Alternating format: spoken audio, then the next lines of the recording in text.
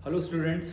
आज सबसे बड़ा क्वेश्चन होता है बिगनर का। जो यूपीएससी एस्पिरेंट होता है वो बिगनर होता है, उसके बहुत सारे क्वेश्चन मेरे पास आते हैं। सब वो कहता है कि सर मेरे को ये प्रॉब्लम आ रही है। बेसिकली सबसे पहले बिगनर को प्रॉब्लम आती है कि स्टडी कहाँ से करें, कौन सी बुक पढ़ें, कौन सी नहीं पढ़ें। ठीक है, करंट अफेयर कैसे कंप्लीट करें, नोट्स कैसे बनाएं, ठीक है ना, रूटीन कैसे मेंटेन करें। ये सबसे बड़ी प्रॉब्लम में होती हैं कोई भी बिगनर के लिए। उसका मैं आपको थोड़ा सा सॉल्यूशन बता रहा हूँ कि अगर आप बिगनर है तो ये बेसिक प्रॉब्लम है वो आप फेस कर रहे होंगे। तो सबसे पहले आप एनसीईआरटी से स्टार्ट करिए। ठीक है, बेसिक बुक है, 6 से लेकर 12 तक से चालू करिए। साथ साथ एक करंट अफेयर का पेपर पढ़ते रहिए। ठीक है, उससे क्या होगा, आपका बेस मजबूत होता जाएगा और साथ साथ आपको देश विदेश की जानकारी भी पता रहेगी कि किस तरह से कोई हमारा वर्ल्ड और हमारी कंट्री चल रही है। ठीक है ना, तो दोनों काम बेसिक और एक अवेयरनेस जनरेट हो रही है। यहाँ से आप न्यूज़पेपर कोई डिटेल में नहीं कर पाएंगे एग्जाम ओरिएंटेड, मगर एक अवेयरनेस क्रिएट हो जाएगी।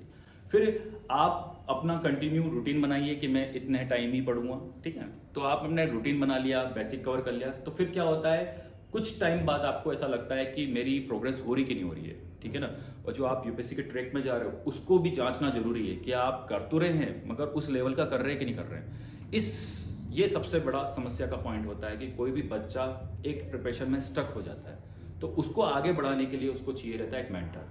ठीक है, आप मेंटर का रोल बहुत इंपॉर्टेंट होता है आपकी एग्जाम प्रिपरेशन पे। अगर विदाउट मेंटर कर रहे हैं तो बहुत टाइम लगेगा, और मेंटर के साथ कर रहे हैं तो टाइम बहुत कम हो जाता है, वही मेहनत आपकी आधी हो जाती है। क्योंकि मेंटर आपको बेसिकली आपको ये भी बताएगा कि आपकी प्रोग्रेस किस हिसाब से हो रही है, कहाँ कमी रह रही है।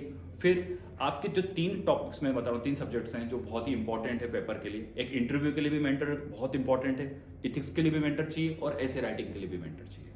तो इन 3 जगह तो आपको मेंटर करना ही पड़ेगा। विदाउट अ मेंटर आप, मुझे नहीं लगता है कि आप इस एग्जाम को क्लियर कर पाएंगे। या तो कोई मेंटर केवल टीचर नहीं होता है, ठीक है, अगर कोई यूपीएससी देने वाला आपका बिग ब्रदर है, कोई आपका रिलेटिव है, वो भी आपका मेंटर हो सकता है। जरूरी नहीं कोचिंग क्लास ही मेंटर हो सकती है। ठीक है, मेंटर का मतलब मेरा है कि किसी का एक्सपीरियंस हो यूपीएससी एग्जाम पे अच्छा खासा, उसको आप मेंटर बना सकते हैं। ठीक है, इसलिए शक्ति आईएएस एक फ्री मेंटरशिप प्रोग्राम चालू कर रहा है।